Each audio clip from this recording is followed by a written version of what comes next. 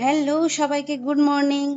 আবারও একটি নতুন ব্লগ নিয়ে চলে এলাম আপনাদের কাছে। তবে সকালটা গুড মর্নিং বলে শুরু করলেও আজকের দিনটা কিন্তু একদমই আমাদের কাছে গুড ছিল না। কারণ আজকের পেহেলগাম থেকে আমাদের বেরোনোর পালা, অর্থাৎ কাশ্মীর ট্যুরের আজকে ছিল লাস্ট দিন। আর বেরোনোর দিনে আকাশটাকে একবার দেখুন, একদম রোদে ঝলমল করছে। আমরা যে 3 দিন পেহেলগামে ছিলাম, 3 দিন কন্টিনিউ বৃষ্টি হয়ে গেছে। আর যেদিন বেরোবো সেদিন একদম রোদ ঝলমল করছিল। তবে এই বৃষ্টির দিনে পাহাড়ের সৌন্দর্যটা অন্যরকম হয় ঠিকই, তবে মাঝে যদি একদিন রোদটা দেখা দিত তাহলে একদিন বৈশরণ ভ্যালিটা ঘুরে আসতে পারতাম। ওটা আর মিস হতো না আমাদের। এটাই একটা মনে আক্ষেপ থেকে গেল যে পেহেলগামে এসে 3 দিনের জন্য থাকলাম, কিন্তু বৈশরণ ভ্যালিটা ঘুরতেই পারলাম না বৃষ্টির জন্য।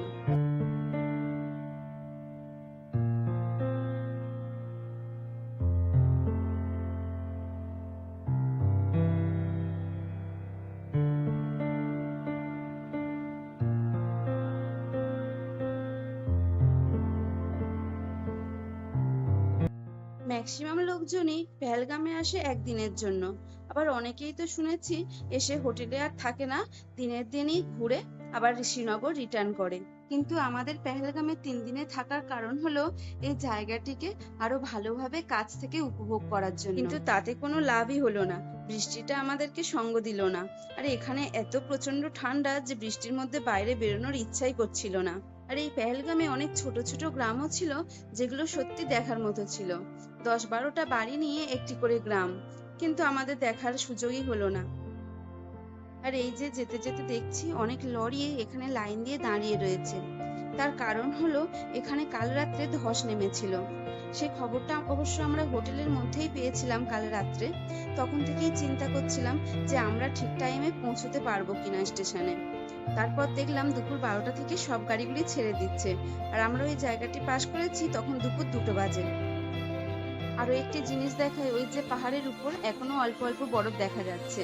তাই এইটুকু বরফও দেখতে মিস করতে চাইছি না। জানি না আর কবে বরফ দেখতে পাবো, তাই লাস্ট বরফটুকু ভিডিও করে নিলাম।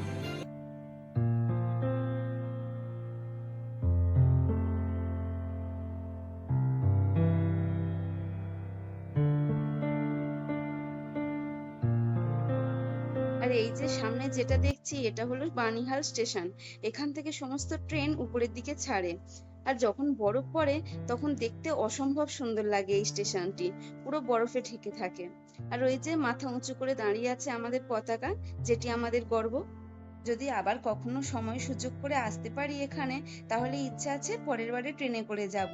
চারিদিকে বরফ পড়ে থাকবে, ট্রেনে করে যেতে দেখার মজাটাই আলাদা। তো এরপরে আমাদের বড্ড জোরে খিদে পেয়ে গেছিল, কারণ দুপুর গড়িয়ে প্রায় বিকেল হয়ে গেছে। সেজন্য একটি হোটেলে এসে দাঁড়িয়েছি, আর এই হোটেল থেকে বাইরের ভিউটা একবার দেখুন। এরপর খাওয়া দাওয়া করে আমরা 2 ঘন্টার মধ্যে পৌঁছে গেলাম উধমপুর স্টেশন। এখন বাজে বিকেল 6টার মতো, আর আমাদের ট্রেনটা আছে রাত 11টায়।